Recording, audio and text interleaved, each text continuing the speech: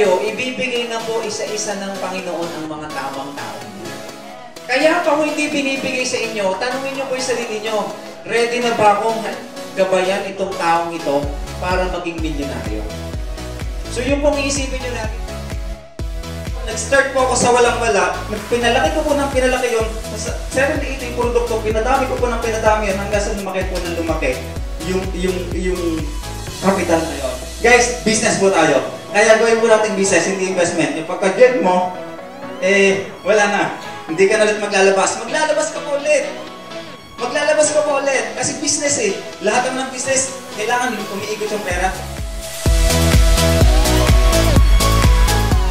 Always remember, be just like a diamond that you need to under compression and you need to be polished. Because the moment you be polished, whether you like it or not, that's ang kailagay.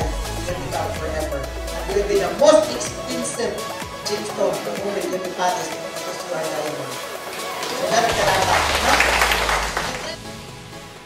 Alam nyo, mamuhunan po kayo sa gadget na maganda, may internet yung cellphone nyo. Bakit?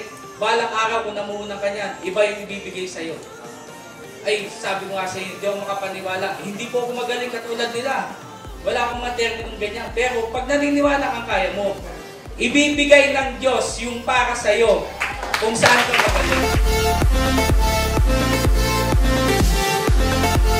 Sa imagination.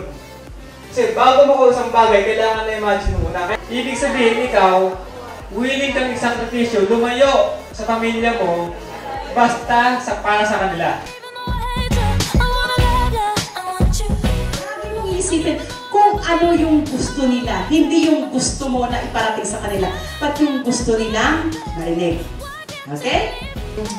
Ang 3 E's program po, I believe it came from above. So, gawin po natin po ito, seryosohin po natin. And this is for you po.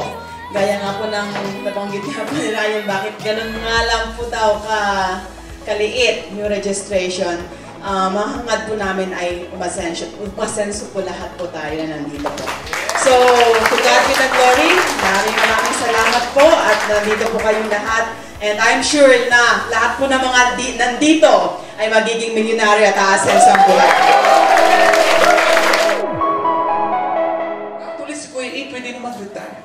Si Brian pwede na mag-retire. Pwede na kami mag-retire. Unilevel steps lang, ang laki na po ng kinikita namin.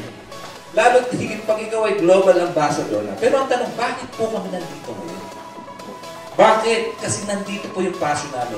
Nandito yung nakita namin na maraming taong matutulungan sa ganitong klaseng negosyo. Na kahit ayaw na namin, gumawa pa rin kami ng mga bagong programa para po sa inyo. Sabi nga natin, network marketing is a helping business. Kung paano po kami kumita, gusto po namin na kayo kumita din. Kung paano po kami yumaman, gusto po namin yumaman din kayo. Kung paano po ang aming nakuha, makuha din ninyo. Lagi tayo sa positive. Tama po ba? Nag-focus tayo sa positive na paraan paano natin mababago ang ating pamumuhay at ang ating kabuhayan. Again, ipinapanalangin ko po sa Panginoon Diyos na kayong lahat ay pagpalain ng maraming milyones. At of course, all walks of life, nandito, mayaman, mahirap, at lahat tayo ngayon ay mayaman na. Sabihin mo, mayaman ako. Mayaman ako! Ayan, kasi pag mayaman na, marami tayong matutulungan, tama? Kailangan may matching ticket pa para pilapin mo. Go! Mayaman! Isigaw mo! Yan, totoo yan. Kung mayaman ka na, lalo ka pang yayaman. Again, tradisyon po ito. Ito hindi ko madalas ginagawa. Ang tagal ko na itong hindi ginagawa. Pero ngayon gagawin ko po uli para po sa first batch ng workshoppers. Isinusumpa ko po kayong lahat na kayo ay maging multi-millionaires.